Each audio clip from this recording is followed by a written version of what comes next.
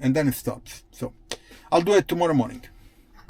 So it's the day after, and I wanted to test this problem that I'm having in the back, this sound when I'm starting the car.